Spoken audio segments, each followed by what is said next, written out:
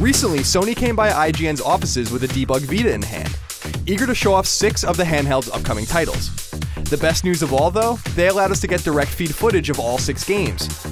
That's right, no more of that over-the-shoulder camera off-screen crap.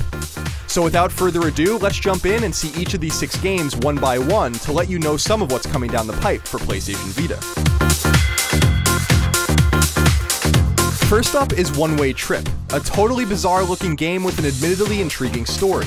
Basically, the entire game revolves around a guy named Gordon, as well as his brother, who are caught in an apocalyptic situation. The water supply of their country has been poisoned, and Gordon only has 6 hours to live. The interesting thing is, it's up to you how you spend that 6 hours. Will you try to find the cure? Will you take your revenge? Or will you accept your fate? I don't know, you tell me. The brief demo I played only showed the story portion of the game. I'm not crazy about One Way Trip's art style, but it certainly has a unique look, and it heavily emphasizes writing and story. Great news for fans of Vita's growing library of visual novels. There are choices galore to make during conversations, and there's so-called battle mode too, though I don't think I ever actually saw it. Either way, for its uniqueness alone, One Way Trip is worth keeping an eye on. Plus, its hip-hop inspired soundtrack is pretty damn catchy. To Leave is a fun little game, an easy-to-understand title with basic mechanics that so clearly has a deeper message resting underneath its facade. The main character in To Leave is named Harm, an inventor who has access to a strange door that opens up new worlds to him on a whim. Unfortunately, one of those new worlds is the dangerous and strangely named Candace, and Harm is desperate to make his escape. What I like so much about my time with To Leave is how simple it is to control and how gratifying it is to play. Everything is tethered to just a few control inputs, the left analog stick, the X button, and the R trigger, making it easy to wrap your head around what you have to do. The thing is, flying around with Harm and his mystical door isn't as easy as it seems. If you touch anything that's not one of those purple face-like blocks, you'll be defeated. And you have to do things quickly too, capturing time bonuses as you go to give yourself some breathing room. To Leave won't be ready until mid-2015, but it promises up to 55 sections to work through and 6 hours of gameplay. Out of all the games I saw, Rogue Legacy is the closest to being done.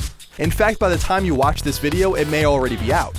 It's also coming to PlayStation 3 and PlayStation 4 in addition to Vita, so you aren't necessarily tethered to playing it on the go.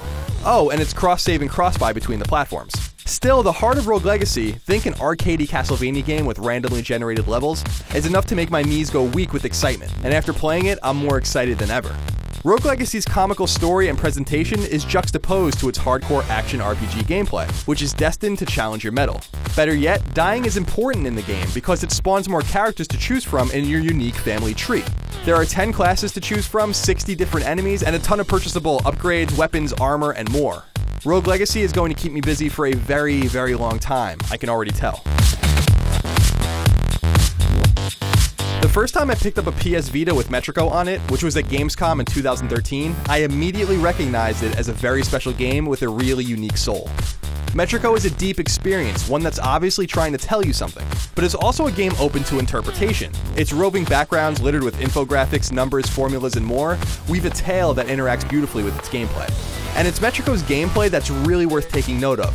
There's no combat and there are no guns. What there's plenty of is puzzles. Puzzles you have to solve with movement, whether walking, running, or jumping. Puzzles get more complicated than that later on. We won't spoil it for you here, but rest assured that you've not played a game quite like this before. And that makes this one of Vita's most promising upcoming exclusives. This is one you should authentically be excited about.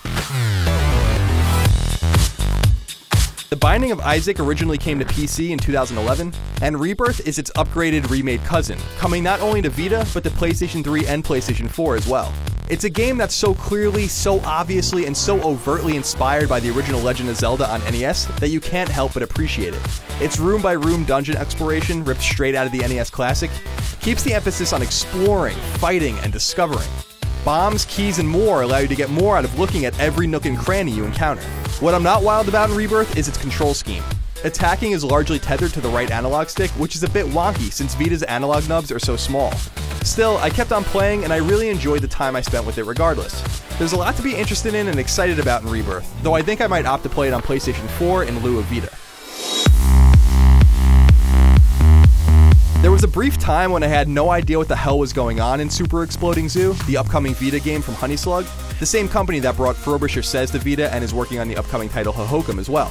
Like those games, Super Exploding Zoo is bizarre and abstract, but there's an undeniable hook at its heart that, once you learn how to play, may just keep you engaged. The idea at the center of Super Exploding Zoo is simple. Use the strangely explosive animals at the zoo to protect your eggs, and therefore the next generation from invading aliens. Many of the animals have special skills that can make your life easier. It all comes off as a bit obtuse at first, but once you learn how to play, largely from in-game graphical tutorials, it becomes fun to lay waste to the aliens. The final product will have 80 levels, 39 animals with 11 different skills, and 4 alien types. Well, there you have it, a truncated look at some of Vita's upcoming software. And the better news, we'll be doing this just about every month moving forward. So keep a close eye out not only for these 6 games coming soonish to a Vita near you, but for more looks at upcoming Vita software right here on IGN.